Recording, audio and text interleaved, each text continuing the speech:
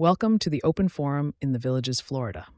In this show, we talk to leaders of clubs and interesting folks who live here in the Villages to get perspectives of what is happening here in the Villages, Florida. We are a listener-supported podcast. There will be shout-outs for supporters in episodes. This is Mike Roth. And listeners, I'm thrilled to share with you this podcast, which is my passion project for you. This podcast brings you knowledge, inspiration, and a lot of things that people need to know about the villages and the people living here. Be sure to hit the follow button to get the newest episode each week. Creating this podcast is a labor of love, even though it demands more time I can easily spare.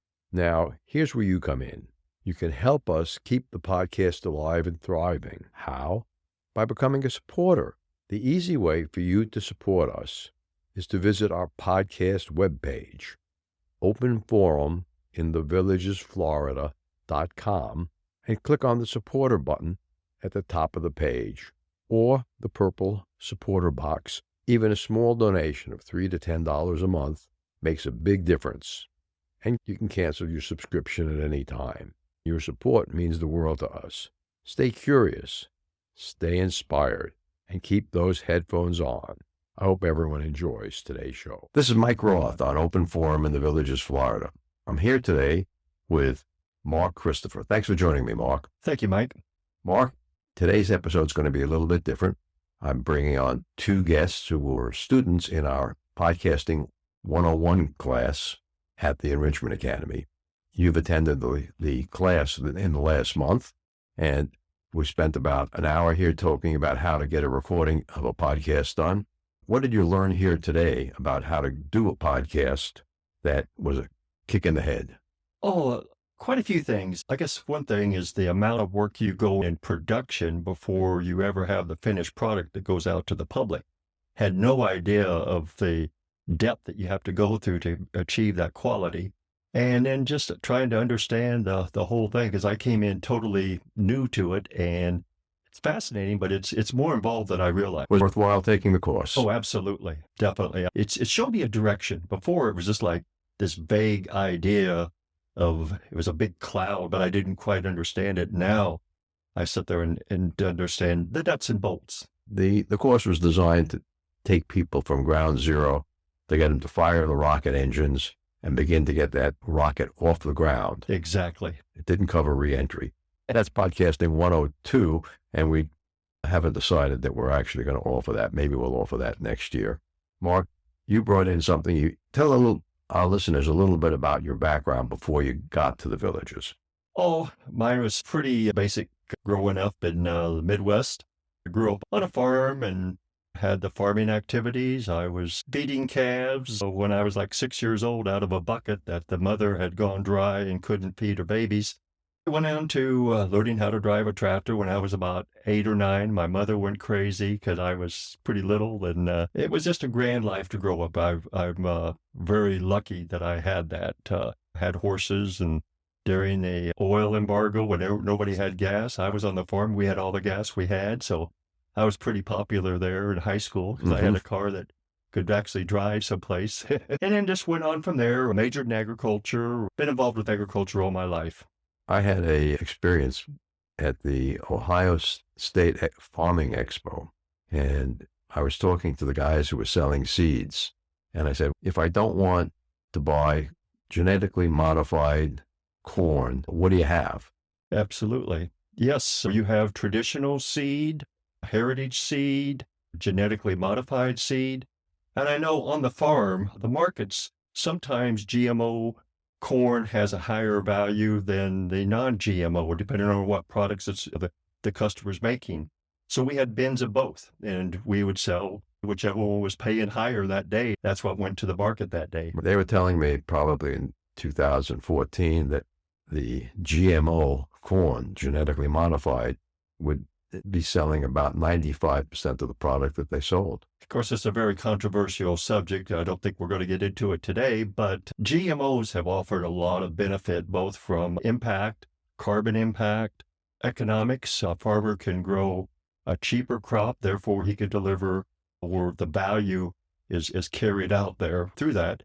And I was prepared to do a GMO speech, but ever since the COVID thing, and now a lot of our medicines are GMOs. That is real. And I think we broke that barrier.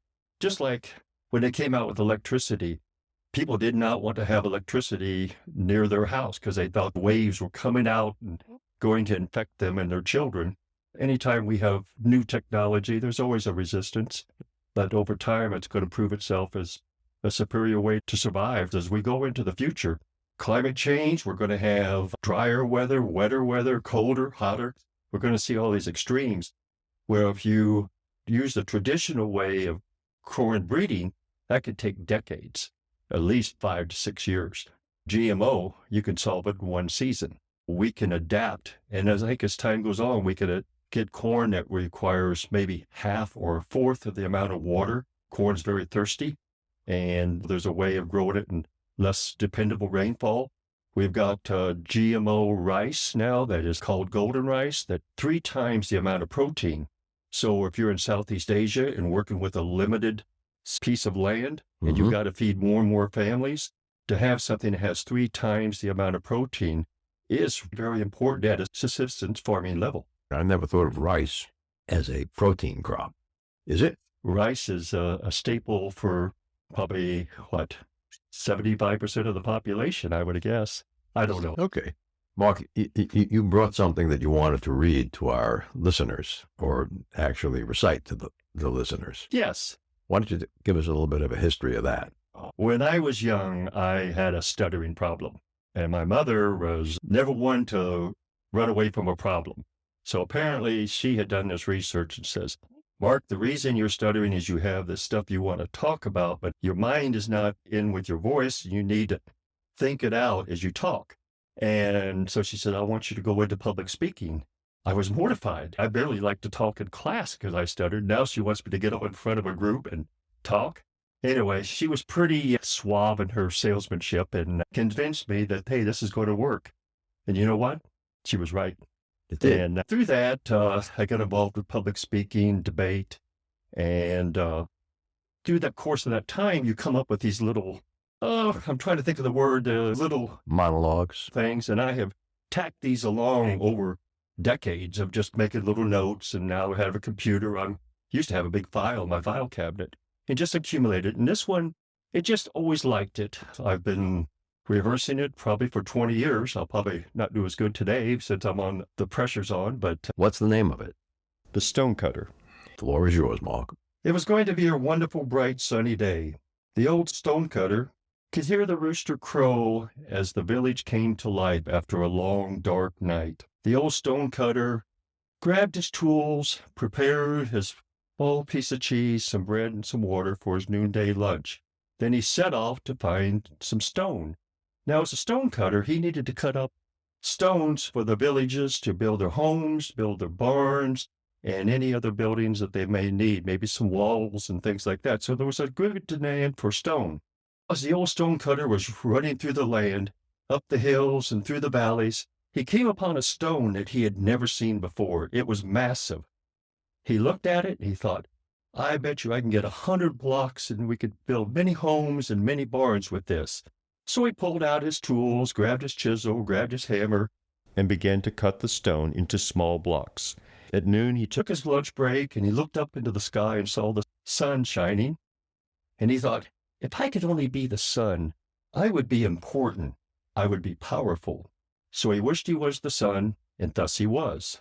Now as the sun, he felt very powerful, very important. There were countries that even worshipped him as a god, as a sun god. People feared him for his fierce heat, and he realized that he was the most important thing in the world. But then one day, a very large cloud came and blocked out the sun. And the old stonecutter thought, gee, here it is, the sun, the mighty sun is blocked out by the cloud. Therefore, it must be more important. He wished he was the cloud, and thus he was. Now as the cloud, he felt powerful. He felt important. He could block out the sun. But then one day, a large wind came and blew the cloud to all destinations, north, south, east, and west.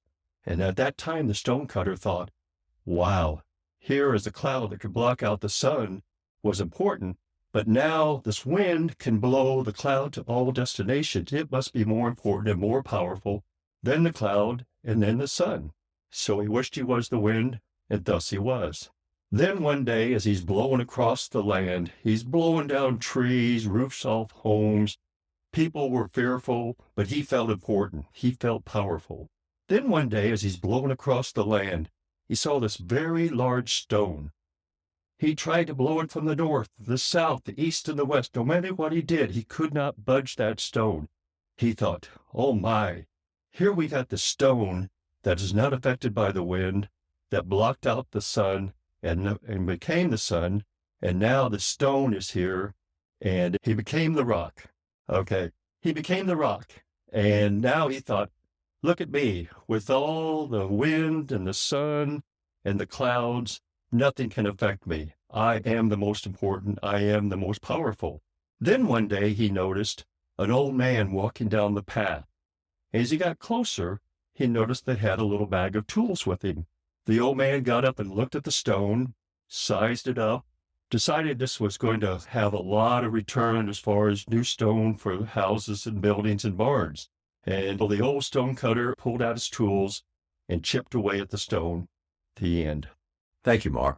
And thanks for being on Open Forum on the Villages, Florida today. Yes, well, it was a pleasure. And this is the first time, a little nervous, but being a little nervous is supposed to be good, keeps you on your toes. I think maybe I'm a little too much, but I appreciate the opportunity. You did well. This is Mike Roth and Dr. Craig Curtis. We're talking about Alzheimer's disease. What is the diagnostic process to split the difference between someone who has Alzheimer's and someone who has a different form of dementia? That's a great question, Mike. So Alzheimer's disease in the past was a clinical diagnosis. Mm-hmm. And we would talk to the patient and the family, and they would tell us about this progressive memory loss and maybe other symptoms that had been occurring over the past 3 to 5 years. Mm-hmm. And we would simply test their memory and maybe wait another year or two and retest their memory to look for decline. Mm-hmm. Nowadays, it's completely different. As a matter of fact, now our diagnostic process involves actually looking for amyloid in the brain, which we now know causes Alzheimer's disease. How do you see amyloid in the brain? We can see amyloid in the brain using PET scans, which is the most common way. And now we're working on using blood tests, which are going to be coming out in the next few years. In fact, there's already one blood test that is FDA cleared to detect amyloid in the blood, which is reflecting amyloid in the brain. And that would be the differential between another type of dementia and Alzheimer's. Yes, sir. With over 20 years of experience studying brain health, Dr. Curtis's goal is to educate the Villages community on how to live a longer, healthier life. To learn more, visit his website, craigcurtismd.com, or call 352-500-5252 to attend a free seminar. Remember, our next episode will be released next Friday at 9 a.m. Should you want to become a major supporter of the show or have questions, please contact us at mike@rothvoice.com. This is a shout-out for supporters Gerald Long, Tweet Coleman, Ed Williams, Dwayne Romich, Paul Sorgen, Kathy Loving, and Dr. Craig Curtis at K2 in the Villages. We will be hearing more from Dr. Curtis with short Alzheimer's tips each week. If you know someone who should be on the show, contact us at mike@rothvoice.com. The way our show grows is with your help. Text your friends about this show if you enjoyed listening, or just tell your friends about the show. We thank everyone for listening to the show. The content of the show is copyrighted by Roth Voice 2025. All rights reserved.